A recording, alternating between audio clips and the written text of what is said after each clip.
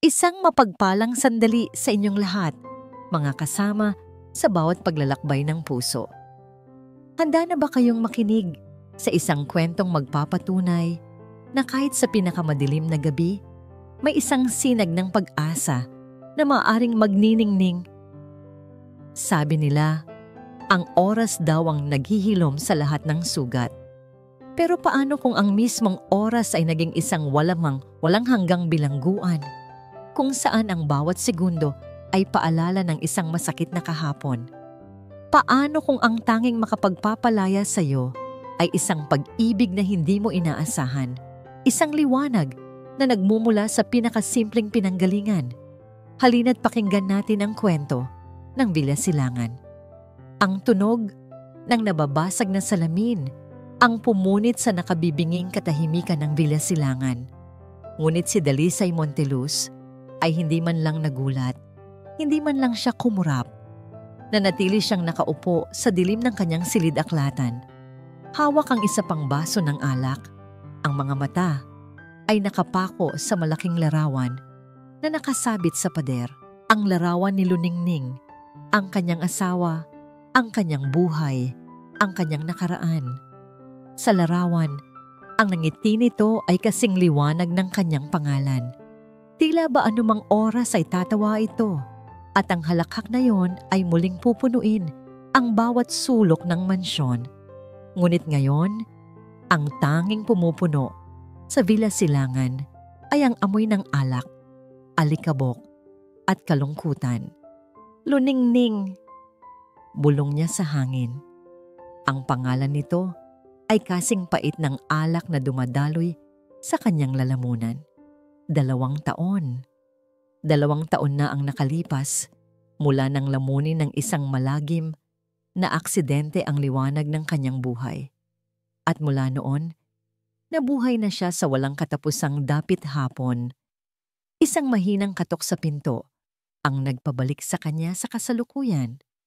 Pumasok si Manang Flora, ang matandang kasambahay na nagsilbi sa pamilya Monteluz bago pa man siya isilang. May pag-aalinlangan sa mukha nito. "Senyorito Dalisay," magalang nitong sabi. Nandito na po siya, ang bago pong tagapag-alaga. Hindi sumagot si Dalisay. Ibinaba niya ang baso sa mesa, lumikha ito ng malakas na kalansing. Tumayo siya at sa bawat hakbang niya palabas ng silid-aklatan, tila bapasan niya ang buong bigat ng mansyon. Sa gitna ng malawak na sala, nakatayo ang isang babae. Simple lamang ang suot nitong bestida. Ang buhok ay nakatali lang sa likod. Hindi ito katulad ng mga naunang aplikante na mukhang mas interesadong magpa-impress sa kanya kaysa magtrabaho. Nang mag-angat ito ng tingin, nakita ni Dalisay ang mga mata nito. Walang awa, walang paghuhusga. Tanging isang kakaibang kalmado, isang klase ng pangunawa na tila tumatagos sa pader na 2 taon na niyang itinatayo sa paligid ng kanyang puso. "Ikaw si Sinaglirio?" tanong niya, ang boses ay kasing lamig ng marmol na sahig. "Opo, sir," sagot nito, malinaw at matatag. Hindi siya ngumiti, hindi siya nagpakita ng anumang emosyon. "Alam mo na ang mga patakaran dito, hindi ba? Sinabi na sa'yo ng ahensya." "Opo." Lumapit si Dalisay. Ang kanyang anino ay tila lalamunin ang maliit na babae. "Uulitin ko para malinaw," mariin niyang sabi. "Gawin mo lang ang trabaho mo. Linisin mo ang dapat linisin. Ihanda mo ang pagkain sa tamang oras. Pero ang anak ko..." Huminto siya at sa isang saglit ang lamig sa kanyang boses ay napalitan ng isang bagay na mas malalim, mas masakit. "Si Diwa, huwag mong lalapitan. Huwag mong hahawakan. Huwag mong kakausapin na para bang sasagot siya sa'yo. Naiintindihan mo?" Hindi na tinagsisinag. Tumango lamang ito. "Naiintindihan ko po." "Mabuti." Tinalikuran na niya ito. Isang senyales na tapos na ang usapan. Para sa kanya, isa lang itong anino mong nadadaan sa mansyon, katulad ng marami pang iba na hindi rin nagtagal. Mula sa bintana ng kanyang silid, pinanood ni Dalisay si Manang Flora na ihatid si Sinag sa kwarto nito sa ibaba. Pagkatapos, lumabas si Sinag at tumayo sa hardin. Ang mga mata ay nakatingin sa bintana sa ikalawang palapag.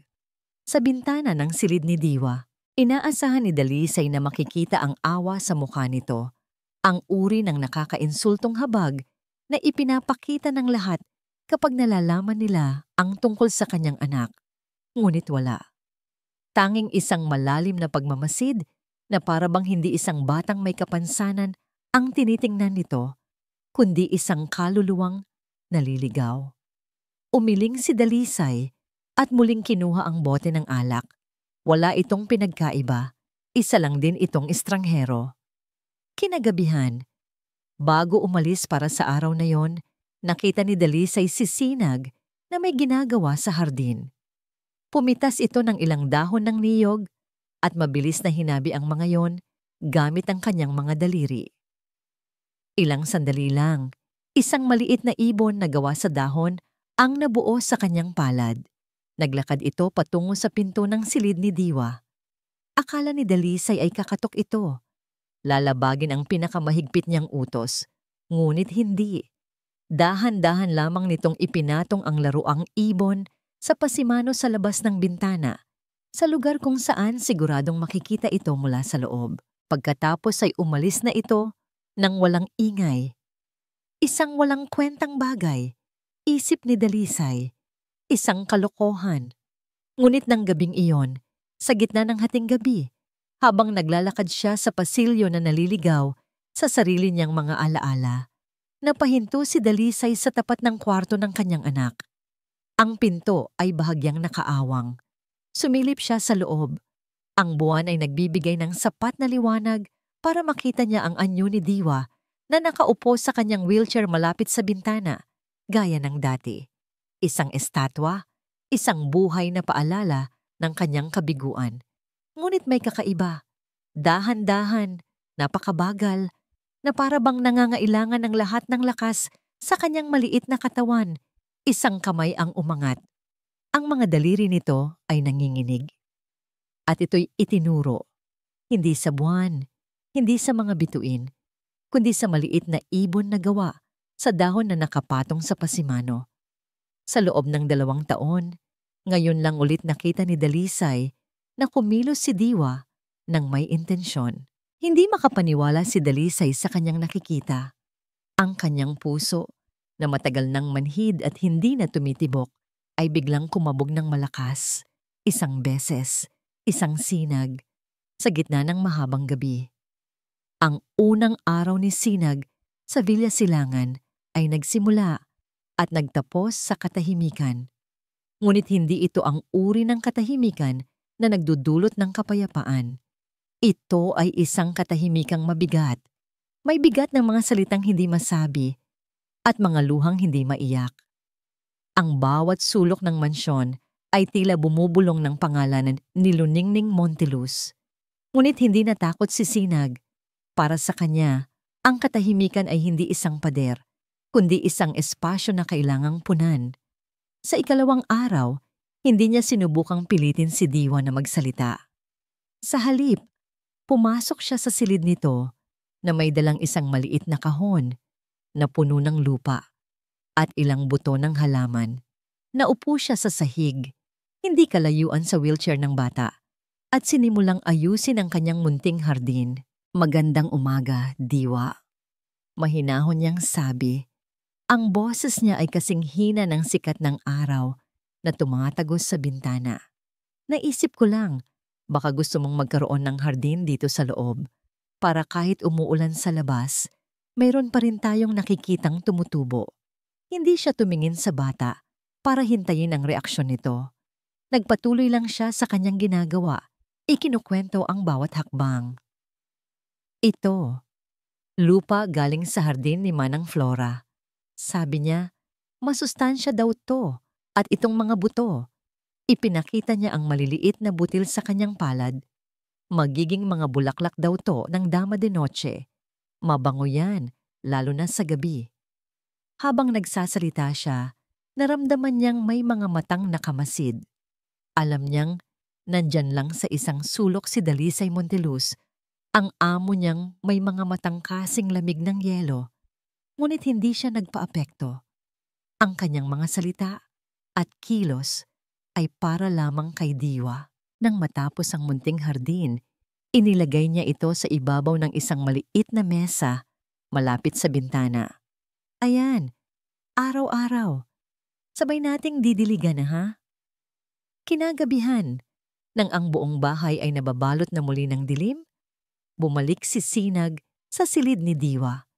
May dala siyang isang maliit na lampara.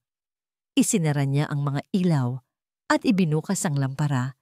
Itinutok ito sa isang blangkong pader. Umupo siyang muli sa sahig.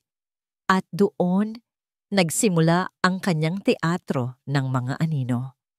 Ang kanyang mga kamay ay naging mga ibon na lumilipad, mga kunehong naghahabulan, at isang maliit na bangkang papel na naglalakbay sa maalong dagat. Habang gumagalaw ang mga anino sa pader, sinasabayan niya ito ng isang mahinang kanta, isang uyayi na natutunan niya sa kanyang lola. Walang salita, tanging mga hugis, galaw, at isang himig na puno ng pag-asa. Sa gitna ng kanyang pagtatanghal, naramdaman niyang gumalaw ang anino sa likod niya. Hindi siya lumingon. Alam niyang si Dalisay iyon, tahimik na nanonood mula sa nakaawang na pinto. Naramdaman ni Sinag ang kanyang pag-aalinlangan, ang kanyang pagtataka, at marahil isang katiting na pag-asa na hindi nito kayang aminin kahit sa sarili. Pagkatapos ng ilang gabi ng ganitong ritual, pag-aalaga sa halaman sa umaga, teatro ng mga anino sa gabi, isang gabi ay napagod si Sinag. Habang nagbabasa ng isang libro ng pambatang tula sa tabi ng wheelchair ni Diwa, ang kanyang mga talukap ay bumigat. Ang boses niya ay unti-unting humina. Hanggang sa ang huli niyang nabasa ay isang linya tungkol sa isang bituin na nangangarap na maging araw. At doon, sa tabi ng natutulog na kaluluwa ng isang bata, ay nakatulog din siya. Nagising siya sa lamig. Ngunit kasabay ng lamig ay ang bigat ng isang kumot na nakabalot sa kanyang mga balikat. Isang kumot na lana na pamilyar ang amoy. Amoy ng mamahaling pabango at alak. Amoy ni Dalisay. Napatingin siya sa paligid. Wala na ngunit ang kumot ay naiwan. Isang tahimik na testimonya na nagmamasid ito, na sa kabila ng kanyang malamig na panlabas, may isang bahagi sa kanya na nakakakita. Isang ngiti ang sumilay sa labi ni Sinag bago niya muling ipinikit ang mga mata. Kinabukasan, mas ganado siya. Dinala niya ang kanyang mga manikang gawa sa dahon at tela. Gumawa siya ng isang munting entablado sa sahig at sinimula ng isang kwento tungkol sa isang matapang na maya na natutong lumipad muli matapos maputol ang isang pakpak. Sa gitna ng kanyang masiglang pagkukwento, sa eksenang sinusubukan ng maya na lumundag mula sa sanga, hindi sinasadyang nabitiwan ni Sinag ang manika. Bumagsak ito sa sahig, ay nahulog. Sabi niya sa sarili. Isang mahinang buntong hininga, tumigil ang lahat. Ang hangin, ang oras. Dahil sa gitna ng katahimikan may narinig siya. Isang tunog na napakahina, halos isang bulong lang na dala ng hangin. Ngunit malinaw, may hugis. Nagmula ito sa wheelchair. Log. Nanlaki ang mga mata ni Sinag. Ang kanyang puso ay tumigil sa pagtibok. Dahan-dahan siyang lumingon kay Diwa. Ang bata ay nakatingin pa rin sa sahig, sa lugar kung saan bumagsak ang manika. Ang kanyang mukha ay blanko pa rin, walang emosyon. Pero narinig niya iyon. Sigurado siya, hindi ito guni-guni. Pagkatapos ng 2 taon ng walang hanggang katahimikan, isang salita ang sinubukang kumawala. Isang pantig, isang tunog, isang pag-asa. Nakatayo si Dalisay sa labas ng pintuan ng silid ni Diwa. Ang mga kamay ay nakakuyom sa magkabilang gilid. Ang puso niya na sa loob ng 2 taon ay tila isang bato na lumubog sa ilalim ng dagat ay biglang tumitibok ng napakabilis. Log. Paulit-ulit na umalingaw-ngaw sa kanyang isipan ang tunog na yon. Isang pantig, isang hibla ng tunog sa isang karagatan ng katahimikan. Guni-guni lang ba niya iyon? Isang desperadong panaginip ng isang amang pagod na sa paghihintay? Hindi. Narinig niya. Malinaw. Hindi niya namalayan ang paglabas ni Sinag mula sa silid. Ang dalaga ay naglalakad sa pasilyo, marahil pabalik sa kusina, nang bigla itong harangin ni Dalisay. Ang kanyang galaw ay mabilis, halos marahas, na ikinagulat ni Sinag. "Sir?" Tinitigan siya ni Dalisay. Ang kanyang mga mata ay nagliliyab sa isang emosyon na hindi pa nakikita ni Sinag sa kanya. Hindi galit, hindi lamig, kundi isang matinding, desperadong pagkauhaw. "Anong ginawa mo?" tanong niya. Ang boses ay nanginginig at bahagyang basag. "Paano? Paano mo nagawa yon?" Nakita ni Sinag ang pagkalito, ang pag-asa, at ang takot sa mga mata ng kanyang amo. Naunawaan niya. Narinig din pala nito. Huminga siya ng malalim, nanatiling kalmado sa gitna ng unos na nagaganap sa loob ni Dalisay. "Wala po akong ginawa, sir." Mahinahon niyang sagot. "Ang anak niyo po ang gumawa." "Huwag mo akong lokohin." Halos pasigaw na sabi ni Dalisay. 2 taon. 2 taon na walang kahit isang salita. Dinala ko na siya sa pinakamagagaling na doktor sa buong bansa pero wala. Tapos ikaw, ilang araw ka pa lang dito. Hindi niya matapos ang kanyang sasabihin. Ang pader na yelo na matagal niyang itinayo ay nagkakaroon na ng mga bitak at hindi niya alam kung paano ito pipigilan. "Hindi po gamot ang kailangan niya, sir," sabi ni Sinag. Ang kanyang boses ay tapat at puno ng paninindigan. Hindi niya kailangan ng isa pang doktor na titingin sa kanya na parang isang sirang bagay na kailangang kumpunihin. Tumingin si Sinag ng diretso sa mga mata ni Dalisay. Kailangan niya lang pong maramdamang hindi siya nag-iisa sa dilim. Kailangan niya lang ng isang taong hindi susuko, na mananatili sa tabi niya, kahit na hindi siya nagsasalita. Kailangan niya lang pong maramdaman na ligtas siyang muling magtiwala. Ang bawat salita ni Sinag ay tila isang mainit na palad na humahaplos sa nagyayalong puso ni Dalisay. Ligtas na magtiwala. Kailan ang huling beses na naramdaman niyo ni Diwa? O kahit siya, sa isang iglap, gumuho ang lahat ng kanyang pagdududa, ang lahat ng kanyang pagmamatigas. Sa harap niya ay hindi isang simpleng kasambahay, kundi ang sagot sa 2 taon niyang panalangin. Walang sabi-sabing dinukot niya ang kanyang pitaka. Kinuha niya ang isang itim na credit card at iniabot ito kay Sinag. Nagulat ang dalaga at hindi ito tinanggap. "Ano po ito, sir?" "Kunin mo." Utos niya. Ngunit ang boses niya ay hindi na kasing tigas ng dati. "Mayroon na itong bahid ng pagsusumamo. Bilhin mo lahat ng kailangan mo. Mga libro, laruan, mga materyales para sa mga anino mo. Kahit ano, kahit isang buong playground pa ang ipatayo mo sa hardin, wala akong pakialam." Itinulak niya ang card sa kamay ni Sinag. "Gawin mo lahat ng kailangan mong gawin. Wala nang bawal. Wala nang patakaran.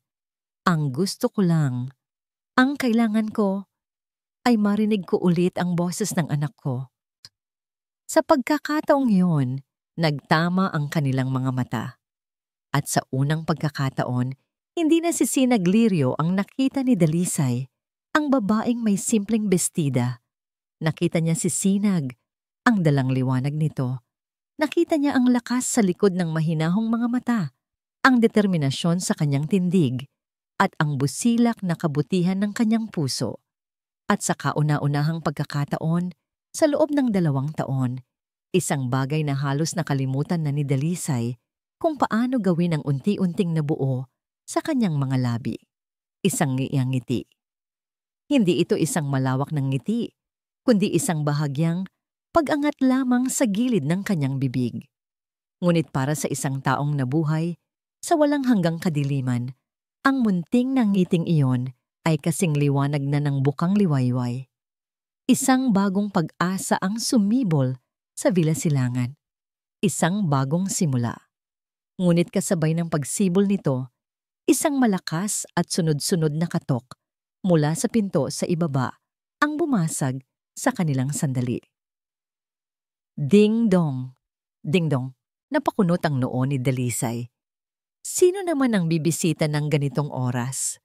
Bumaba siya ng hagdan, habang si Sinag ay naiwang nakatayo sa pasilyo, hawak pa rin ang card na simbolo ng bagong tiwala.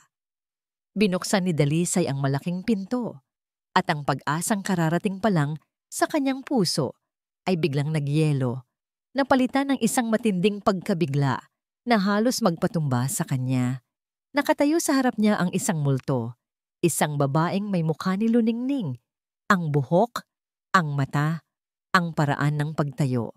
Ito ay isang perpektong kopya ng babaeng pinakamamahal niya, ng babaeng nasa larawan, ngunit ang nangiti nito ay may bahid ng kalungkutan na hindi niya kailanman nakita kay luningning. "Kuya Dalisay," sabi ng babae, ang boses ay isang malungkot na himig. "Hindi mo man lang ba ako papapasukin? Ako to, si Mahalina." Ang multo ng kanyang nakaraan ay may mukha ng kanyang asawa. Nakatayo si Dalisay sa may pintuan, hindi makagalaw, hindi makahinga. Ang babaeng nasa harap niya ay si Luningning. Ang parehong hugis ng mukha, ang parehong mapupungay na mata, ang parehong buhok na tila sinag ng buwan. Ngunit may mali. May isang lamig sa mga mata nito, isang kalkuladong kalungkutan na hindi niya kailanman nakita sa kanyang asawa. Mahalina. Sa wakas ay nasabi niya ang pangalan, at ang tunog nito ay kakaiba sa kanyang pandinig. Pumasok si Mahalina sa loob, dinala ang isang malamig na hangin sa kabila ng mainit na gabi. Iginala niya ang kanyang paningin sa kabuuan ng sala, at ang kanyang mga mata ay lumapag sa malaking larawan ni Luningning na nakasabit sa pader. At doon, nagsimula ang perpektong pag-arte. Ang kanyang mga balikat ay nagsimulang manginig. Ang kanyang mga kamay ay dahan-dahang itinakip sa kanyang bibig. At ang mga luhang kanina pa, tila nag-aabang, ay sunod-sunod na pumatak. Hikbi niya. Hindi pa rin ako makapaniwala. Araw-araw, umaasa akong panaginip lang ang lahat. Automatikong lumapit si Dalisay. Ang makita ang mukha ni Luningning na umiiyak ay isang karayom na direktang tumusok sa kanyang puso. "Tahan na, Mahalina." "Paano ako tatahan, Kuya Dalisay?" sabi nito. Humaharap sa kanya. Ang mga mata ay puno ng pighati. "Ang kakambal ko, ang kalahati ng buhay ko, biglang nawala. Iniwan niya tayong lahat." Niyakap niya si Dalisay at sa isang sandali, ipinikit ni Dalisay ang kanyang mga mata at nagpanggap na si Luningning ang kayakap niya. Ang parehong pabango, ang parehong pakiramdam. Ngunit nang imulat niya ang kanyang mga mata, ang realidad ay bumalik na parang isang malakas na sampal. Ito si Mahalina, ang anino ng kanyang asawa. Nang kumalma na ito, ang una nitong hinanap ay si Diwa. Nakikita nito ang bata sa dulo ng pasilyo, tahimik na nakaupo sa kanyang wheelchair, pinapanood ang lahat. Lumuhod si Mahalina sa harap ng pamangkin. Ang mga mata ay kapantay ng sa bata. "Diwa, ang baby boy ko. Na-miss ka ni Tita Mahalina." Hinaplos niya ang buhok nito, ngunit bahagyang umuurong ang bata. Isang galaw na napansin ni Dalisay. Kinabukasan, ang buong Villa Silangan ay nagbago. Ang bigat ng kalungkutan ay naroon pa rin, ngunit napalitan na ng presensya ni Mahalina. Siya ang nag-aasikaso sa almusal. Siya ang nagkukwento tungkol sa mga kalokohan nila ni Luningning noong bata pa sila. Mabilis niyang nakuha ang simpatya ni Manang Flora at ng iba pang kasambahay. lalong-lalo na si Dalisay.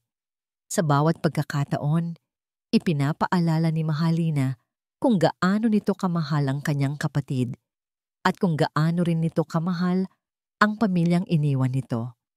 Isang hapon, habang si Sinag ay naglalaro ng mga anino sa pader kasama si Diwa, pumasok si Mahalina na may dalang isang malaking kahon na nakabalot sa magandang papel. Diwa, may sorpresa sa'yo si tita, masayang sabi nito. Binuksan niya ang kahon at inilabas ang isang mamahaling remote-controlled na kotse, kumpleto sa mga kumukutitap na ilaw at tunog. Ito ang gustong-gusto bilhin para sa'yo ng mami mo. Bago mangyari ang lahat. Naalala ko pa, sabi niya, siguradong matutuwa dito ang prinsipe ko.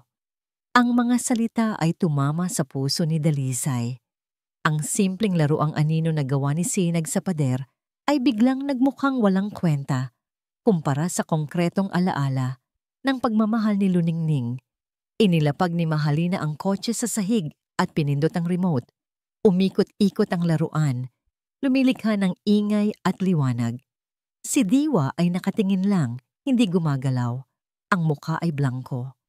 Ang manikang dahon na hawak niya ay dahan-dahang nalaglag mula sa kanyang kamay. Nang gabing iyon, habang nagkakape si Dalisay sa beranda, lumapit sa kanya si Mahalina. Kuya Dalisay, mahinahon nitong sabi. Nakakatuwa na may progreso si Diwa dahil sa bagong tagapag-alaga. Talagang nakakamangha. Si Sinag, sabi ni Dalisay. Malaki ang naitulong niya. Tumango si Mahalina. Ang mga mata ay nakatingin sa madilim na hardin. Oo nga pero hindi ba't parang ang bilis? 2 taon siyang walang imik, tapos bigla na lang. Sana lang ay mapagkakatiwalaan talaga yang si Sinag. Alam mo na, mahirap na ngayon. Baka may iba siyang motibo. Ang mga salita ay itinanim na parang buto ng lason sa isipan ni Dalisay. Simple, mukhang inosente, ngunit sapat na para mag-ugat ang pagdududa. Kinabukasan, abala si Sinag at Diwa sa pagguhit sa isang malaking papel sa sahig ng sala. Isang malaking araw na may bahaghari. Nakikita ni Dalisay mula sa kanyang kinauupuan ang unti-unting paggalaw ng kamay ni Diwa. Sinusubukang abutin ang isang krayola. Dumaan si Mahalina na may dalang isang pitsel ng tubig. At sa kanyang pagdaan, bigla itong nadulas. Natapon ang laman ng pitsel diretso sa papel na ginuguhit ng dalawa. Sinisira ang kanilang obra. Ay nako, pasensya na. Tarantang sabi ni Mahalina. Kahit halata namang walang bakas ng pag-aalala sa mukha nito. Ma'am, hindi napigilang reaksyon ni Sinag. Sinusubukang iligtas ang basang papel. Mabilis na tumayo si Mahalina. At sa isang saglit, habang si Dalisay ay nakatalikod para kumuha ng basahan, lumapit si Mahalina kay Sinag. Ang kanyang nangyangiti ay nawala. Napalitan ng isang tinging matalim na parang patalim. Huwag mong isipin, bulong niya, sapat lang para marinig ni Sinag na mapapalitan mo ang ate ko. Ang bawat ngiti ni Mahalina ay parang isang bulaklak na may tinik. Maganda sa paningin, ngunit may kakayahang sumugat. At si Sinag, sa bawat araw na lumilipas, ay mas lalong nararamdaman ang mga tusok nito. Hindi na ito simpleng hinala. Sigurado na siya. Ang mga kilos ni Mahalina ay hindi bunga ng pag-aalala, kundi ng mali siya. Nakikita niya ito sa paraan ng pagtitig nito kapag nakatalikod si Dalisay. Isang malamig at mapanuring tingin. Naririnig niya ito sa tamis ng boses nito na may nakatagong pait. Kailangan niyang makausap si Dalisay. Kailangan nitong malaman ang katotohanan bago pa mahuli ang lahat. Isang gabi, naabutan niya itong mag-isa sa silid-aklatan, nagbabasa sa ilalim ng ilaw ng isang maliit na lampara. Ito na ang pagkakataon niya. Huminga siya ng malalim at dahan-dahang pumasok. Sir Dalisay? Nag-angat ito ng tingin mula sa libro. Ang mga mata ay tila pagod. Sinag, may kailangan ka? Gusto ko lang po sanang may sabihin tungkol kay Ma'am Mahalina. Panimula niya, pinipili ng maigi ang bawat salita.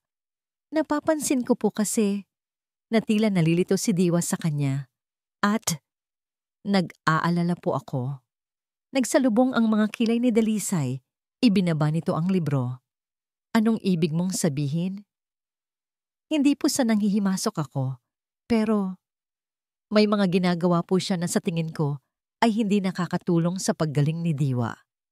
Madalas niyang sinasabi na kamukha ko raw po ang yaya nila dati na sinaktan siya o kaya naman ay sinag.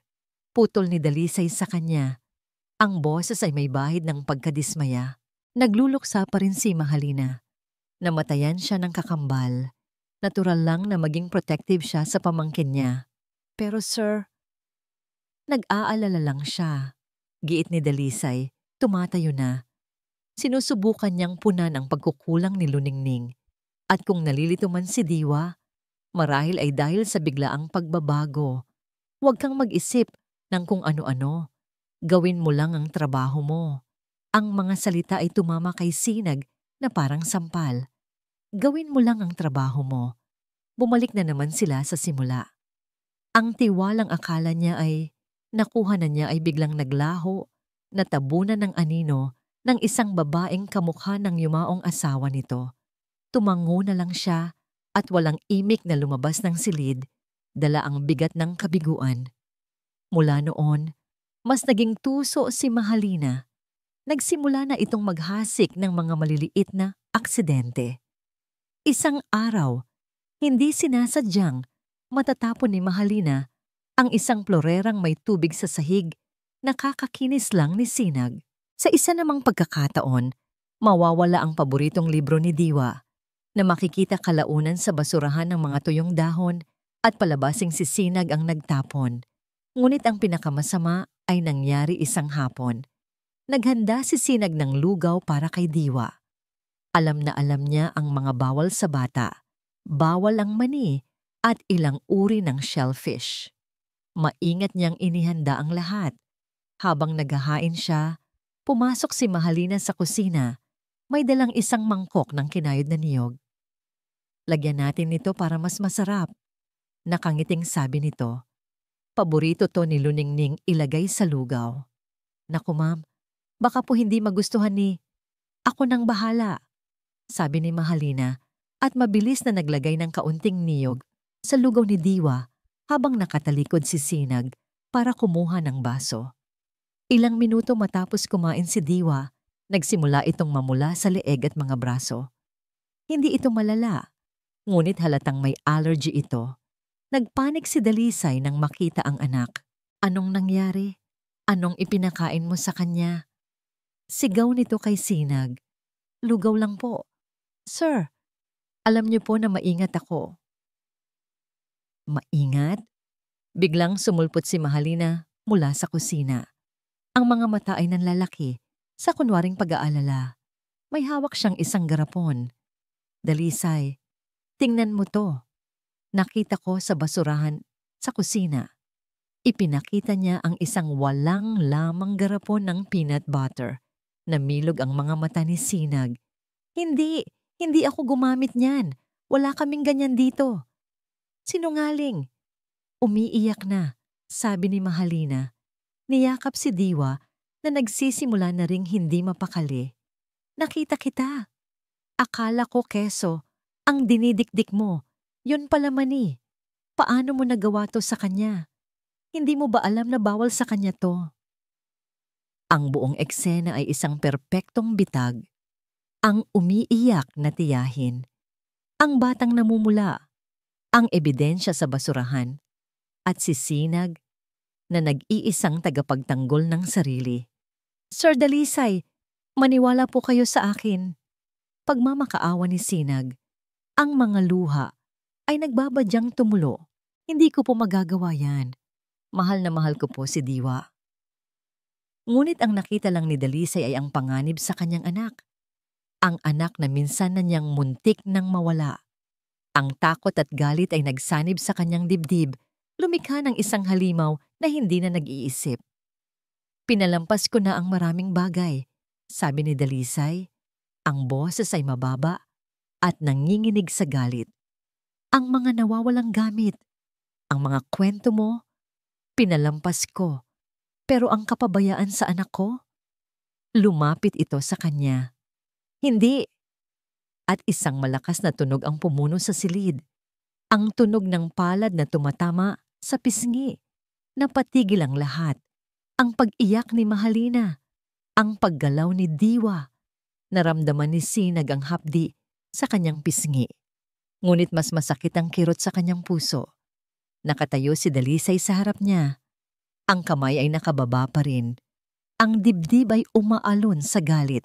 Sa likod nito, sa ibabaw ng balikat ng kanyang ama, nakita ni Sinag ang isang nangisi sa mga labi ni Mahalina bago ito muling nagtago sa likod ng mga pekeng luha.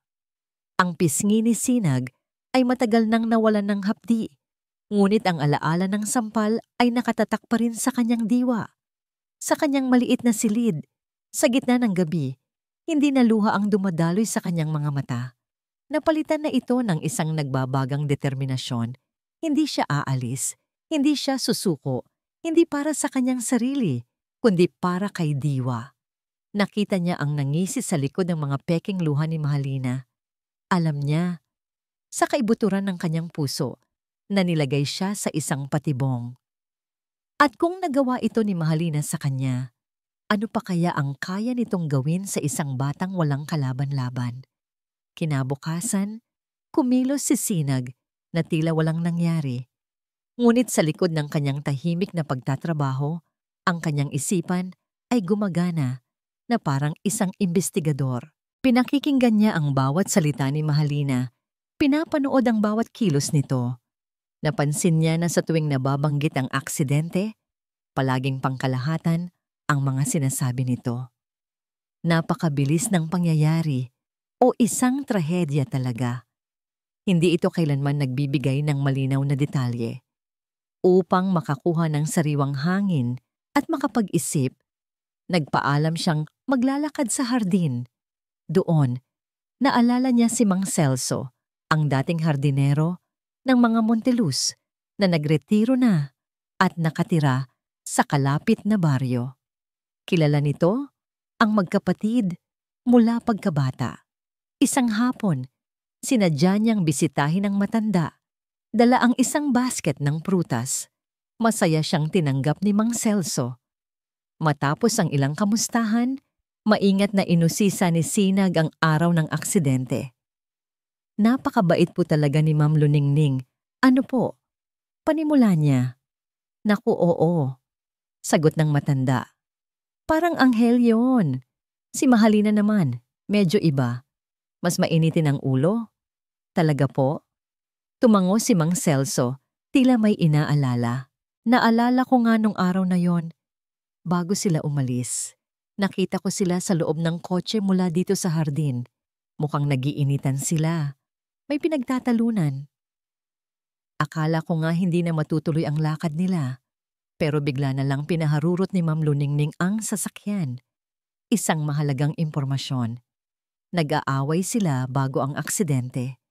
Ang pagkakataon para sa susunod na hakbang ay hindi niya inaasahan at ito'y ibinigay bimo ni Mahalina.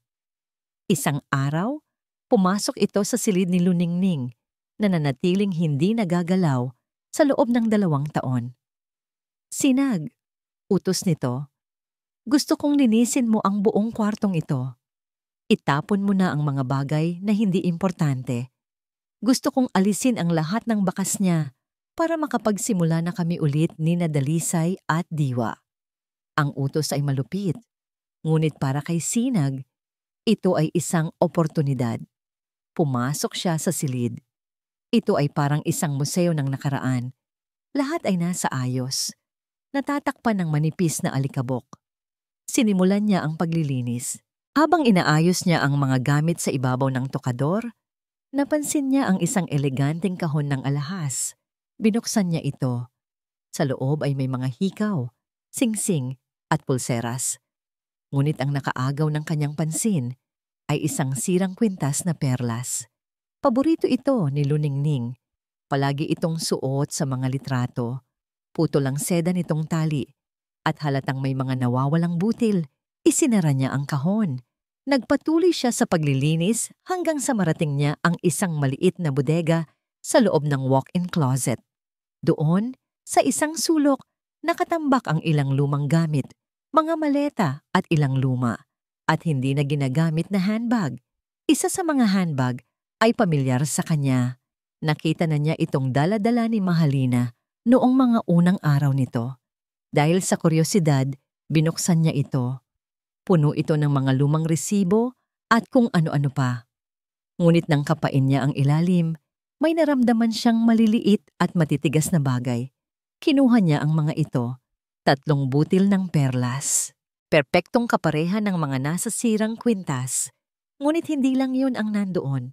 Kasama ng mga perlas ay isang nakatuping papel. Binuksan niya ito. Isa itong traffic violation ticket. Isang ticket para sa overspeeding. Nanginginig ang mga kamay ni Sinag habang binabasa ang mga detalye. Ang petsa. Eksaktong petsa ng araw ng aksidente. Ang pangalan ng driver, Luningning Soliman Monteluz. At ang lokasyon, isang highway sa kabilang probinsya. 30 kilometro ang layo mula sa daan na dapat sana ay tinatahak nila papunta sa resort na kanilang pupuntahan. Bumalik si Sinag sa kanyang silid ng gabing iyon. Dala ang lahat ng piraso ng palaisipan. Inilatag niya ang lahat sa kanyang isipan. Ang pag-aaway ng magkapatid sa loob ng kotse na nakita ni Mang Celso. Ang sirang kwintas na perlas na tila nagkaroon ng pisikal na agawan. Ang 3 nawawalang butil ng perlas na natagpuan sa loob ng isang lumang bag ni Mahalina. At ang pinakamatibay na ebidensya, ang speeding ticket. Bakit sila nasa ibang daan? Bakit sila nagmamadali? Ang mga kasinungalingan ni Mahalina ay unti-unting nabubura at sa likod nito, isang mas madilim at mas nakakatakot na katotohanan ang nagsisimulang mabuo. Ang mga piraso ay nagdidikit-dikit, lumilikha ng isang larawan na hindi niya kayang sikmurain. Hindi ito simpleng pag-aaway ng magkapatid. Hindi ito simpleng pagtatakip. Ang puso ni Sinag ay kumabog ng malakas sa isang nakakikilabot na realisasyon. Hindi ito aksidente. Ang kasalanan ay may sariling bigat. At sa mga gabing hindi siya makatulog, nararamdaman ni Dalisay ang bigat na yon sa kanyang dibdib, sa kamay na ginamit niya para saktan si Sinag. Ilang araw na ang nakalipas mula nang paalisin niya ito. Ngunit ang anino ni Sinag ay nanatili sa Villa Silangan. Nakikita niya ito sa munting hardin sa bintana ni Diwa na unti-unti nang nalalanta. Naririnig niya ito sa katahimikang mas naging mabigat pa kaysa dati. Ang pinakamasakit na paalala ay ang pag-urong sa progreso ni Diwa.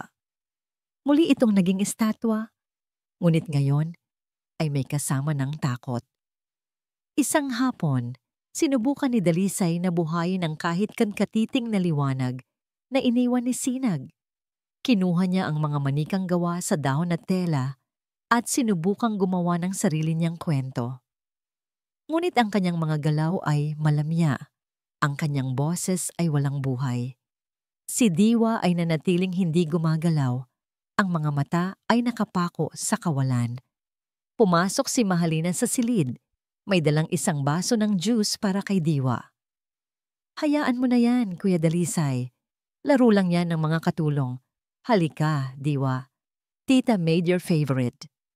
Nang ilapit ni Mahalina ang baso sa bata, kitang-kita ni Dalisay ang nangyari. Isang bahagyang panginginig sa balikat ni Diwa. Isang halos hindi mapansing pag-urong palayo sa kamay ni Mahalina. At nang aksidenteng madikit ang daliri ni Mahalina sa pisngi ng bata, napapikit si Diwa ng mariin. Isang reaksyon ng takot. Sa unang pagkakataon, tiningnan ni Dalisay si Mahalina hindi bilang anino ni Luningning, kundi bilang siya. Napansin niya ang kawalan ng pasensya sa mga mata nito kapag inaakalang walang nakatingin. Napansin niya ang pilit na tamis sa boses nito. Ang buto ng pagdududa na itinanim nito laban kay Sinag ay biglang bumalik. At ngayon, ito ay nakatutok mismo sa kanya.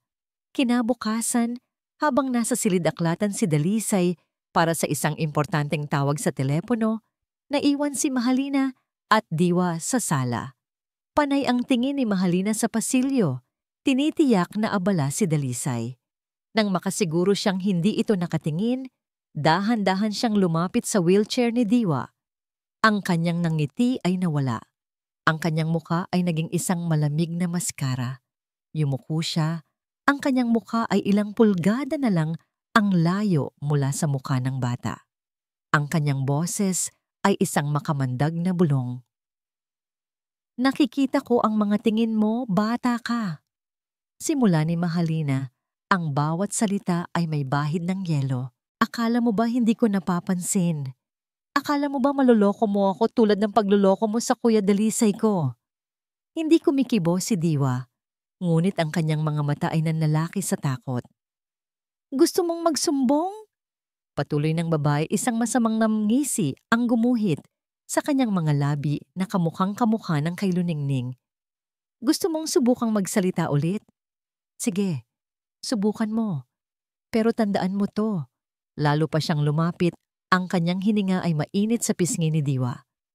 Kung magsumbong ka, kung may marinig akong kahit isang pantig mula sa bibig mo, sisiguraduhin kong isasama kita kay mami mo. Sa tingin ko, miss na miss ka na niya. Gusto mo ba siyang makasama ulit? Ang mga salita ay hindi lang pumasok sa tainga ni Diwa. Dumiretso ito sa kanyang kaluluwa. Binuhay ang lahat ng sakit, lahat ng takot, lahat ng alaala, ng nagkabasag-basag na salamin, at ang huling sigaw ng kanyang ina. Ito na iyon. Ang sigaw na walang tunog. Ang katawan ni Diwa ay biglang nanigas. Ang kanyang mga mata ay nanlaki sa sukdulang takot, nakapako sa mukha ni Mahalina na parabang ito ay isang halimaw. Ang kanyang maliit na bibig ay bumuka. Sinusubukang humugot ng hangin, sinusubukang sumigaw, ngunit walang kahit anong tunog na lumalabas. Ang kanyang mga kamay ay humigpit sa braso ng kanyang wheelchair. Ang mga ugat ay lumitaw. Nagsimula siyang manginig ng malakas, isang marahas na panginginig na tila mababali ang kanyang buong katawan. Isang nangiti ng tagumpay ang sumilay sa mukha ni Mahalina. Ngunit sa isang iglap, napalitan ito ng isang perpektong maskara ng pagkasindak. Diyos ko! Diwa! Tumakbo siya palabas ng sala. Ang kanyang mga sigaw ay umalingaw-ngaw sa buong mansyon. Dalisay! Tulong! Si Diwa! Sa isang kisap mata, naroon na si Dalisay. Ibinagsak ang telepono sa kalagitnaan ng isang mahalagang usapan. Ang kanyang nakita ay isang eksenang mula sa kanyang pinakamasamang bangungot. Ang kanyang anak, nangingisay sa takot sa kanyang upuan. Ang mukha ay namumutla. Ang mga mata ay puno ng isang uri ng terror na hindi pa niya nakikita kailanman. Anong nangyari? Sigaw niya. Lumuhod sa harap ng anak. Sinusubukang hawakan ito. Ngunit si Diwa ay patuloy sa marahas na panginginig. Hindi ko alam. Humahagulgol na, sabi ni Mahalina. Itinuturo ang direksyon ng hardin. Bigla na lang, pumasok siya. Si Sinag. Mula sa likod bahay. May ibinulong siya kay Diwa at pagkatapos, nagkaganyan na siya. Tinakot niya ang bata, Dalisay. Tinakot niya. Ang salitang Sinag, ang tanging narinig ni Dalisay. Ang lahat ng kanyang pagdududa, ang lahat ng kanyang pagsisisi ay biglang naglaho, napalitan ng isang umaapaw na galit at takot para sa kanyang anak. Hindi na siya nag-isip. Hindi na siya nagtanong kung paanong nakapasok si Sinag. Ang tanging nakikita niya ay ang bunga ng di umanong kasamaan nito. Ang kanyang naghihirap na anak, ang babaeng nagdala ng pag-asa. ay siya rin palang nagdala ng pinakamalaking panganib. Ito na ang huling patak. Ang tiwalang minsan niyang ibinigay ay naging abo. Tumayo si Dalisay. Ang muka ay isang blankong maskara ng desisyon. Ang lahat ng init, ang lahat ng pag-asa na minsan niyang naramdaman ay nagyelo. Kinuha niya ang telepono sa mesa. "Security!" Sabi niya sa kabilang linya. Ang kanyang boses ay kasing tigas at kasing lamig ng bakal. "Dalhin niyo ang lahat ng gwardiya dito sa main house. Ngayon din." Niyakap ni Mahalina si Diwa na unti-unti nang kumakalma mula sa tindi ng pagod at nagtago ng isang mapagtagumpay na ngiti sa buhok ng bata. Binalingan ni Dalisay si Mahalina. Ang mga mata ay walang emosyon. "Dalhin mo si Diwa sa kanyang silid. Huwag ninyong iiwan." Pagkatapos ay bumalik siya sa telepono. Ang kanyang mga salita ay pinal. Isang hatol na hindi na mababago. "May ibibigay akong utos," sabi niya sa head of security. "At gusto kong malinaw ito sa lahat." Huminga siya ng malalim. Pinapakawalan ang huling hibla ng kanyang dating sarili. Simula ngayon, hindi na pwedeng tumapak sa Villa Silangan si Sinag Lirio. Ang balita ay dumating kay Sinag na parang isang kidlat sa maaliwalas na langit. Ipinatawag siya ng ahensya kinabukasan at ipinaalam sa kanya ang utos ni Dalisay Monteluz. Bawal na siyang bumalik. Hindi na kailangan ng kanyang serbisyo. Ang kanyang kontrata ay tapos na. Walang paliwanag, walang tanong. Isang pader na bakal ang biglang itinayo sa pagitan niya at ng Villa Silangan. Nang gabing iyon, sa kanyang maliit na inuupahang kwarto, gumuho ang mundo ni Sinag. Umiyak siya. Hindi dahil sa nawalang trabaho o sa sakit ng akusasyon na hindi niya maintindihan. Umiyak siya para kay Diwa. Naiwan ang bata sa kamay ng isang halimaw na nagbabalat kayong anghel. Ang bawat segundo na wala siya roon ay isang segundong nasa panganib. Ang batang minahal na niya na parang sariling kapatid. Ang imahe ni Diwa na nanginginig sa takot ay hindi maalis sa kanyang isipan. Ngunit habang nauubos ang kanyang mga luha, isang bagong apoy ang nagsimulang mag-alab sa kanyang dibdib. Hindi ito ang apoy ng galit, kundi ang apoy ng katatagan. Hindi siya pinalaki ng kanyang mga magulang para sumuko. Hindi niya hahayaang manalo ang kasamaan dahil lang sa takot. Tumayo siya. Pinunasan niya ang kanyang mga luha. Sa ilalim ng liwanag ng isang maliit na bombilya, inilabas niya ang mga bagay na nakuha niya mula sa silid ni Luningning, ang kopya ng speeding ticket at ang 3 butil ng perlas na itinago niya sa kanyang pitaka. Inilatag niya ang mga ito sa mesa. Mga piraso ng isang madilim na palaisipan, hindi ito sapat. Kailangan niya ng isang bagay na hindi maitatanggi, isang bagay na sisira sa perpektong maskara ni Mahalina. At bigla, may naalala siya. Isang detalye mula sa mga kwento ni Manang Flora. Si Senyorita Luningning, naku, napakahilig sa teknolohiya. Sabi minsan ng matanda. Lahat ng nangyayari sa buhay niya, isinusulat niya sa kanyang digital diary. Yung maliit na computer na parang libro. Isang tablet. Doon maaaring nakatago ang katotohanan. Ngunit paano siya makakapasok? Ang Villa Silangan ay binabantayan na ngayon na parang isang kuta. At siya ang numero 1 kaaway. Mayroon lang siyang isang taong maaaring pagkatiwalaan. Kinuha niya ang kanyang telepono at tiniyak na may sapat pa siyang load. Nanginginig ang kanyang mga daliri habang dinadial niya ang numero ni Manang Flora. "Sa sino to?" Sagot ng nanginginig na boses sa kabilang linya. "Manang, si Sinag po ito," bulong niya. "Hija! Diyos ko, bawal kang tumawag dito. Alam mo ba kung anong nangyari? Pinagbibintangan ka." "Alam ko po, Manang.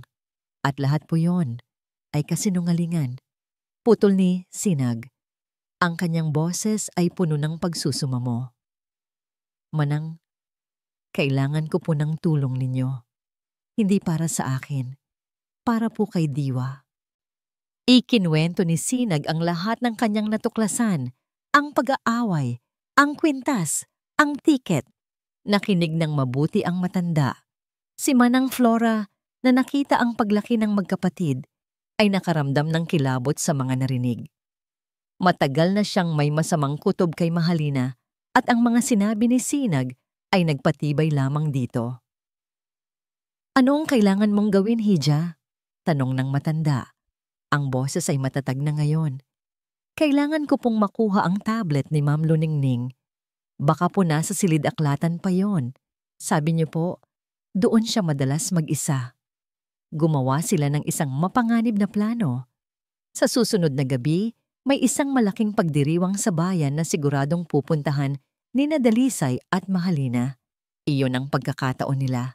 Iiwan ni Manang Flora na bahagyang bukas ang pinto sa likod ng kusina. Ang kailangan lang gawin ni Sinag ay lampasan ng mga gwardya. Dumating ang gabi. Isang malakas na ulan ang bumuhos na tila nakikiayon sa kanilang plano. Nakasuot ng itim na damit at balabal, naglakad si Sinag sa gilid ng mataas na pader ng mansyon, iniiwasan ang mga ilaw. Narinig niya ang ugong ng makina ng sasakyan ni Dalisay papaalis. Ito na. Tumakbo siya, mabilis at tahimik, patungo sa likurang bahagi ng hardin, kung saan madilim at natatakpan ng malalaking halaman. Narinig niya ang mga yabag ng gwardiya sa kabilang panig. Nagtago siya sa likod ng isang puno. Ang kanyang puso ay dumadagundong sa kanyang dibdib. Nang lumampas na ang gwardiya, mabilis siyang tumakbo patungo sa pinto ng kusina. Gaya ng napag-usapan, bahagya itong nakaawang. Pumasok siya sa loob. Sinalubong siya ni Manang Flora. Ang mukha ay puno ng pag-aalala. "Dalian mo, Hija," bulong nito. "Baka bumalik sila ng maaga." Tumango si Sinag at walang ingay na naglakad patungo sa silid-aklatan. Ang mansyon ay madilim at tahimik, ngunit para sa kanya, ang bawat anino ay tila may buhay. Pumasok siya sa silid-aklatan. Amoy ng mga lumang libro at alak. Sinimulan niyang maghanap sa mga drawer, sa ilalim ng mesa, sa likod ng mga unan sa sofa. Wala. Nagsimula na siyang kabahan. Paano kung itinapon na ito? Paano kung ito na ang huling pag-asa niya at nawala pa? Tumingin siya sa malaking estante ng mga libro na umaabot hanggang sa kisame. Libu-libong libro. Imposible, ngunit kailangan niyang subukan. Sinimulan niyang suriin ang bawat hilera. Ang kanyang mga daliri ay mabilis na dumadaan sa mga pabalat. At doon, sa isang hilera na puno ng mga klasikong nobela, may napansin siyang kakaiba. Isang libro na bahagyang nakausli kaysa sa iba. Kinuha niya ito. Gawa ito sa kahoy. Hindi ito isang libro. Ito ay isang kahon na hugis libro. Nanginginig ang mga kamay niyang binuksan ito. Sa loob, nakabalot sa isang mamahaling tela, ay isang manipis at kulay pilak na tablet. Nakahinga siya ng maluwag. Ngunit ang kanyang tagumpay ay panandalian lamang. Dahil sa sandaling iyon, isang pamilyar na tunog ang pumunit sa katahimikan ng gabi. Ang tunog ng mga gulong ng isang mamahaling kotse na pumapasok sa driveway. Ang ugong ng sasakyan ni Dalisay. Bumalik sila. "Bumalik na tayo," biglang sabi ni Dalisay. Pinutol ang katahimikan sa loob ng sasakyan. Napakunot ang noo ni Mahalina. "Pero kuya, hindi pa tapos ang programa. At saka, ang lakas ng ulan." "Hindi maganda ang pakiramdam ko," sagot ni Dalisay. Ang mga mata ay nakatuon sa daan, na halos hindi na makita dahil sa buhos ng ulan. Isang hindi maipaliwanag na kaba ang gumagapang sa kanyang dibdib. Isang pakiramdam na mayroong mali sa Villa Silangan. "Uuwi na tayo." Pagpasok pa lang ng sasakyan sa gate, agad niyang napansin ang isang ilaw sa bintana ng silid-aklatan. Isang ilaw na dapat ay patay. Ang kaba sa kanyang dibdib ay naging yelo. Mabilis siyang bumaba ng sasakyan. Hindi na inantay si Mahalina. Ang kanyang isipan ay lumilipad. Isang magnanakaw? O mas malala pa, siya? Posible bang ganito katapang ang babaeng iyon para suwayin ang kanyang utos? Pagbukas niya ng pinto, isang ingay mula sa silid-aklatan ang sumalubong sa kanya. Ang tunog ng isang bagay na nabitiwan at bumagsak sa sahig. Nabitawan ni Sinag ang kahon na hugis libro. Ang tunog ng pagbagsak nito sa sahig na kahoy ay umalingaw-ngaw na parang isang putok ng baril sa katahimikan. Tapos na, nahuli na siya. Bumukas ang pinto ng silid-aklatan ng malakas. Nakatayo roon si Dalisay, basang-basa ang buhok, ang muka ay isang maskara ng galit na hindi pa niya nakikita kailanman. Sa likod nito ay si Mahalina. Ang muka ay nagpapalit-palit mula sa pagkabigla patungo sa isang mapanuyang ngiti ng tagumpay. Ikaw, sabi ni Dalisay, ang bawat letra ay puno ng kamandag. Anong ginagawa mo rito? Paano ka nakapasok? Kuya, tumawag ka ng gwardiya. Sigaw ni Mahalina. Tinuturo si Sinag na para bang ito ay isang maruming daga. Isa siyang trespasser. Baka may masama na siyang ginawa kay Diwa. Dinukot ni Dalisay ang kanyang telepono. Ito na ang sandaling kinakatakutan ni Sinag. Ang sandali kung saan wala nang makikinig. Huwag! Sigaw niya. Ang boses ay pumuno sa buong silid. Pinatigil ang daliri ni Dalisay sa pagpindot.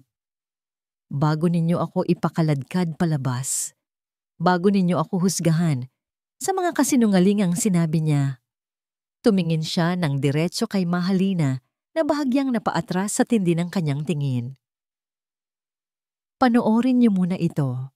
Pinulot niya ang tablet mula sa sahig. Nanginginig ang kanyang mga kamay, ngunit ang kanyang mga mata ay matatag. Pinindot niya ang screen at isang gallery ng mga video ang lumitaw. Pinili niya ang isa, isang file na may petsa ng araw ng aksidente. Ang pamagat, sorpresa para kay Dalisay. Anong kalokohan to? Sabi niya, ngunit hindi siya gumalaw. Mayroong isang bagay sa determinasyon sa mukha ni Sinag na pumigil sa kanya. Itinapat ni Sinag ang tablet sa kanila. Nagsimulang umandar ang video. Ang unang imahe ay ang masayang mukha ni Luningning, nakaupo sa passenger seat. Hi, mahal ko, sabi nito sa camera. May sorpresa ako sa iyo pagbalik natin. Siguradong magugustuhan mo. Ang boses na nito, ang ngiti nito, para itong isang suntok sa kanyang sikmura. Pagkatapos ay umikot ang kamera.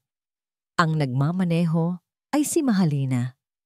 Bilisan mo na ate, sabi ni Mahalina sa video. Ang boses ay iritado. Baka malate tayo. Relax ka lang, sagot ni Luningning. Ang mahalaga, masusurpresa si Dalisay. Palagi na lang si Dalisay, bulong ni Mahalina, ngunit sapat na para mamarinig. At doon, nagsimulang magbago ang lahat. Ano ang sinabi mo? Tanong ni Luningning. Wala, sagot ni Mahalina. Ang sabi ko, sana magustuhan niya. Kasi lahat na lang napupunta sa'yo. Ang atensyon, ang pagmamahal. Kahit si Dalisay na dapat sa'kin. Mahalina, ano bang pinagsasabi mo? Pinag-usapan na natin to. Hindi. Ikaw lang ang laging nagsasalita. Ang boses ni Mahalina sa video ay tumataas na, nagiging isang sigaw. Pagod na akong maging anino mo. Pagod na akong maging pangalawa. Ako dapat ang nasa pwesto mo. Ako dapat. At pagkatapos, nakita ni Dalisay sa screen ang mga kamay ni Mahalina na biglang inikot ang manibela ng buong lakas. Isang nakakabininging sigaw mula kay Luningning. Ang tunog ng mga gulong na nawalan ng kontrol sa kalsada. Ang imahe ng isang malaking puno na papalapit. At pagkatapos, kadiliman. Tanging ang tunog na lamang ng nababasag na salamin at nayuyuping bakal. Binitawan ni Sinag ang tablet. Bumagsak ito sa sahig, ngunit walang nakapansin. Ang mundo ni Dalisay ay gumuho. Ang hangin ay nawala sa kanyang mga baga. Ang lakas ay nawala sa kanyang mga tuhod. Napaluhod siya. Ang mga mata ay nakapako sa blankong screen. Ang isipan ay paulit-ulit na ipinapalabas ang huling sandali ng buhay ng kanyang asawa. Hindi ito aksidente. Ito ay pagpatay. At ang babaeng gumawa nito ay nasa tabi niya sa loob ng maraming buwan, nagpapanggap na nagluluksa. Hindi! Bulong niya. Isang tawa ang bumasag sa katahimikan. Isang tawang nakakikilabot, wala sa tono, at puno ng kabaliwan, tawa ni Mahalina. Oo, ako nga. Sigaw niya. Ang kanyang magandang mukha ay nag-iba ng anyo. Naging isang nakakatakot na maskara ng galit at tagumpay. Ako ang gumawa. Dahil sawa na ako. Sawa na akong maging anino lang niya. Sa akin dapat ang lahat ng ito. Ang yaman, ang mansyon, ikaw. Sa akin dapat. Lalakad na sana siya palapit kay Dalisay nang isang mahinang tunog ang pumigil sa lahat. Ang tunog ng isang gulong na gumigiling sa sahig na kahoy. Dahan-dahan silang lumingon sa pintuan.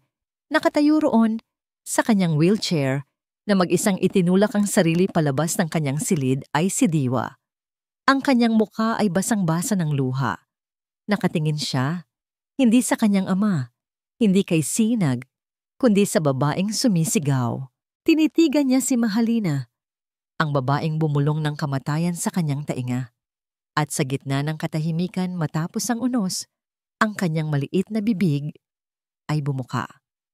Sa unang pagkakataon sa loob ng 2 taon, isang malinaw, nanginginig, at puno ng kahulugang salita ang lumabas mula sa kanyang lalamunan. Halimaw. Ang salitang halimaw ay nanatiling nakabitin sa hangin.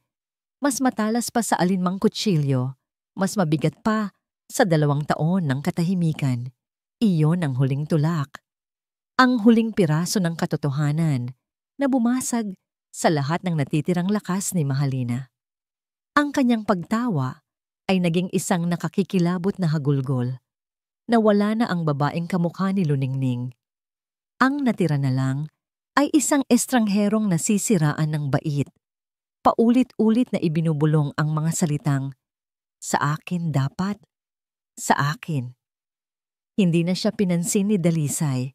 Ang kanyang mga mata, ang kanyang buong mundo ay nakatuon na lamang sa isang tao. Ang kanyang anak, ang kanyang matapang na anak. Dahan-dahan siyang lumapit kay Diwa. Ang bawat hakbang ay tila 1 milya ang layo. Ang mga gwardiya na pumasok ay mabilis na kumilos. Hawak na nila ngayon si Mahalina na hindi na nanlalaban. Tila isang basag na manika. Ang tunog ng posas na isinasara ay ang tanging ingay na bumasag sa katahimikan. Habang inilalabas si Mahalina, nagtama ang kanilang mga mata sa huling pagkakataon. Walang nakita si Dalisay na pagsisisi, tanging puro at walang kahalong puot. Pagkatapos ay nawala na ito sa dilim, kasama ng lahat ng kasinungalingang dinala nito. Nang sa wakas ay sila na lang ang natira sa silid, siya, si Diwa at si Sinag na tahimik na nakatayo sa isang sulok. Ang bigat ng katotohanan ay bumagsak sa balikat ni Dalisay. Gumuho ang lahat ng kanyang pagmamatigas, ang pagiging isang Montelus, ang pagiging isang amo. Sa sandaling iyon, siya ay isang ama lamang, isang amang nagkamali, isang amang nagkulang. Dahan-dahan siyang lumuhod sa harap ng wheelchair ng kanyang anak. Ang kanyang mga mata ay kapantay na ngayon ng kay Diwa. Nakita niya ang mga luha na patuloy na dumadaloy sa mga pisngi nito. Ngunit sa likod ng mga luha, nakita niya ang isang bagong liwanag, ang liwanag ng isang batang nakalaya. Anak ko! Bulong ni Dalisay. Ang kanyang boses ay basag at puno ng pagsisisi. Hindi niya alam kung ano ang sasabihin. Paano kahihingi ng tawad sa 2 taon ng pagkabulag? Inangat niya ang kanyang nanginginig na kamay at marahang hinaplos ang buhok ni Diwa. At sa unang pagkakataon, hindi umilag ang bata. Sa halip, dahan-dahan itong yumakap sa kanyang leeg. Isinubsob ang mukha sa kanyang balikat. At doon, sa gitna ng silid-aklatan na naging saksi sa napakaraming pighati, sa wakas ay umiyak si Dalisay Monteluz. Umiyak siya para sa nawala niyang asawa. Umiyak siya para sa 2 taon na sinayang niya sa pagluluksa. At higit sa lahat, umiyak siya sa labis na pasasalamat at pagmamahal para sa batang nasa kanyang mga bisig, ang batang nagligtas sa kanilang lahat. Niyakap niya ito ng mahigpit na para bang sa yakap na yon ay kaya niyang punan ang lahat ng kanyang pagkukulang. Patawarin mo si Papa, anak. Patawarin mo ako. Matapos ang ilang sandali na tila walang katapusan, dahan-dahan siyang tumayo, karga-karga ang kanyang anak na nakatulog na sa pagod at iyak. Inihatid niya ito sa silid at ibinalot sa kumot. Pagbalik niya sa silid-aklatan, naroon pa rin si Sinag. Nakatayo sa parehong pwesto, tila isang anghel na tahimik na nagmamasid. Ang babaeng sinaktan niya, ang babaeng pinalayas niya, ang babaeng nagdala ng katotohanan. Lumapit si Dalisay sa kanya. Ang bawat hakbang ay mas mabigat kaysa sa nauna. Huminto siya sa harap nito at sa unang pagkakataon, nakita niya ito ng buong buo, ang lakas, ang kabutihan, ang liwanag, at ang sakit na idinulot niya. Hirap niyang sabi, patawarin mo ako. Ang mga salita ay tila hindi sapat. Paano nito kayang ipahayag ang bigat ng kanyang pagsisisi? Nabulag ako ng nakaraan. Patuloy niya. Ang kanyang boses ay isang mahinang bulong. Nabulag ako sa pighati, sa galit. Sa mukha ni Luningning na nakikita ko sa kapatid niya. Hindi ko nakita na ang katotohanan na nasa harap ko na pala. Pero ikaw ang nagdala ng liwanag. Ikaw ang hindi sumuko. At ang sinukli ko lang ay sakit. Naalala niya ang sampal. Ang imahe ay sumunog sa kanyang isipan. Yung ginawa ko sa'yo. Hinding-hindi ko mapapatawad ang sarili ko. Inabot niya at hinawakan ang kamay ni Sinag. Isang paghawak na puno ng paggalang, pasasalamat, at isang damdamin na hindi pa niya kayang pangalanan. Salamat, Sinag. Salamat sa pagligtas sa anak ko. Salamat sa pagligtas sa akin. Ilang linggo ang lumipas. Ang Villasilangan ay unti-unti nang humihinga muli. Ang mabigat na hangin ay napalitan ng liwanag. Ang katahimikan ay napalitan ng mga mahihinang tunog. Ang pagpraktis ni Diwa na bumigkas ng mga salita. Ang mga kwento ni Sinag, ang paminsan-minsang tawa mula kay Dalisay. Isang umaga, nakita ni Dalisay si Sinag sa may pintuan. May dala itong isang maliit na bag. Ang puso ni Dalisay ay biglang kinabahan. Sinag! Lumingon ito, isang maliit at malungkot na ngiti, ang nasa kanyang mga labi. Sir Dalisay, aalis na po sana ako. Aalis? Bakit? Tapos na po ang trabaho ko. Mahinahon niyang sagot. Si Diwa ay nagsisimula nang magsalita ulit. Ligtas na po siya. Oras na po para bumalik ako sa dati kong buhay. Lumapit si Dalisay. Humarang sa kanyang daraanan. Umiling siya. Ang pag-iisip na mawala ang liwanag na ito sa kanyang tahanan ay isang bagay na hindi na niya kayang tanggapin. Hindi, mariin niyang sabi. Tinitigan niya ito ng diretso sa mata. Ang kanyang puso ay nasa kanyang mga salita. Saan ka pupunta? Dito ang tahanan mo. 1 taon. 1 taon na ang lumipas mula ng gabing iyon kung kailan ang katotohanan ay sumabog na parang isang bagyo at nilinis ang lahat ng dumi sa Villasilangan. Ang mansyon na dati bilangguan ng kalungkutan ay isa na ngayong tahanan. Ang mga bintana ay lagi nang nakabukas. Hinahayaang pumasok ang sikat ng araw at ang sariwang hangin. Ang amoy ng alak at alikabok ay napalitan na ng amoy ng bagong lutong tinapay at ng mga bulaklak mula sa hardin. At ang dating nakabibinging katahimikan, sa Sinag. Papa, titingnan niyo. Ang tinig na yon, kahit pa hindi perpekto at bahagyang nauutal pa, ang pinakamagandang musika sa pandinig ni Sinag. Lumingon siya mula sa kusina at nakita niya si Diwa, nakatayo sa gitna ng sala. Hindi na ito nakaupo sa wheelchair. Sa tulong ng therapy at ng isang leg brace, natututo na itong maglakad muli, hakbang-hakbang. Sa tabi nito ay si Dalisay. Ang mga mata ay puno ng pagmamalaki at pagmamahal. Laging nakaalalay, ngunit hinahayaan ng anak na mahanap ang sarili nitong lakas. Ang galing-galing mo naman, mahal ko. Masayang sabi ni Sinag, lumalapit sa bata at ginugulo ang buhok nito. Si Papa ang nagturo, sabi ni Diwa, nakangiti ng malapad. Ngumiti si Sinag kay Dalisay, isang nangiting nagkakaintindihan sila. Ang Dalisay ngayon ay malayong malayo na sa lalaking una niyang nakilala. Wala na ang lamig sa mga mata nito, napalitan na ng init. Ang pait ay napalitan na ng pasasalamat. Hindi na ito nagtatago sa likod ng bote ng alak, kundi hinaharap na ang bawat bagong araw. Isang umaga ng linggo, pagkatapos mag-almusal, sinabi ni Dalisay, "May pupuntahan tayo." Nagmaneho sila patungo sa isang pamilyar na lugar. Isang tahimik na sementeryo na napapalibutan ng mga puno.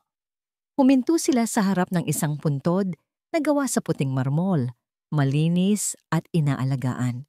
Nakaukit dito ang pangalan, Luningning Soliman Monteluz. Ito ang unang beses na bumalik sila roon mula nang malaman ang katotohanan. Dala nila ang isang pompon ng mga puting bulaklak. Si Dalisay ang unang lumapit.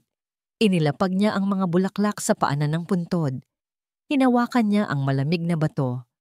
"Luningning," mahina niyang sabi. At sa pagkakataong ito, wala nang pait sa kanyang boses. Tanging kapayapaan. "Patawad, kung ngayon lang kami nakabalik. Maraming nangyari, marami akong naging pagkakamali.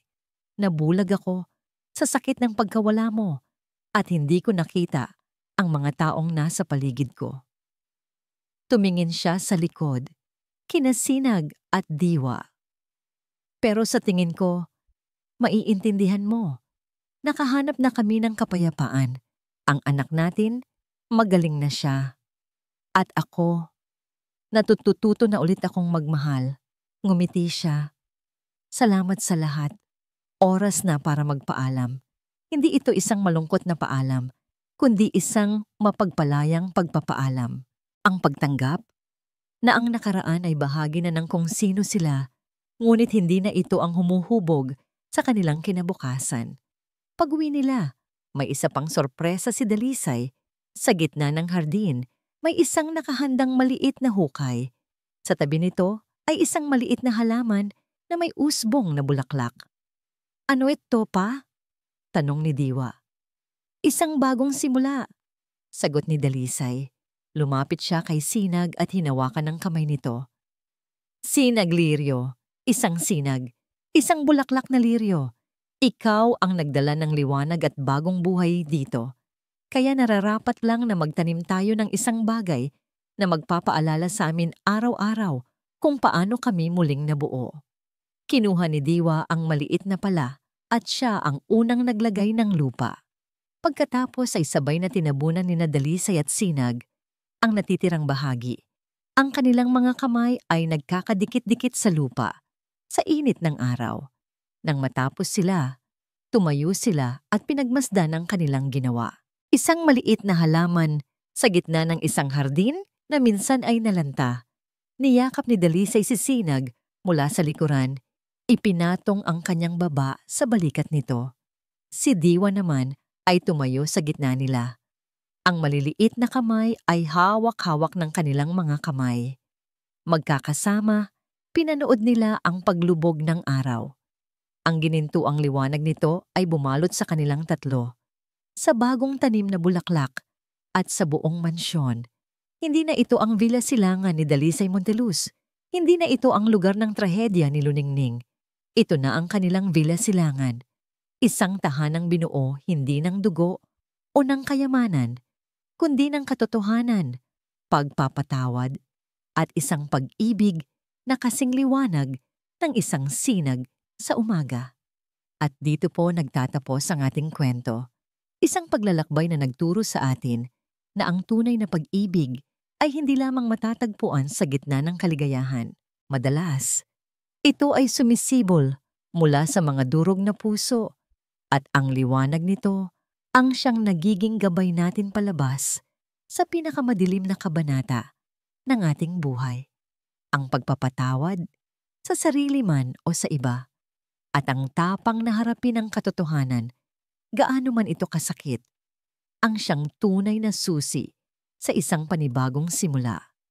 Maraming salamat po sa inyong walang sawang pagsubaybay at pakikinig sa kwento ni Dalisay, Sinag at Diwa. Naway napulutan ninyo ito ng inspirasyon at pag-asa. Kung meron kayong mga saloobin o komento tungkol sa ating kwento, huwag po kayong mag-atubiling i-share yan sa comment section sa ibaba. Anong uri naman ng kwento ang gusto ninyong marinig sa susunod? Gusto naming malaman ang inyong mga mungkahi. Hindi dito nagtatapos ang ating paglalakbay. Marami pa pong kwentong kasing ganda at mas puno ng aral dito sa aming channel.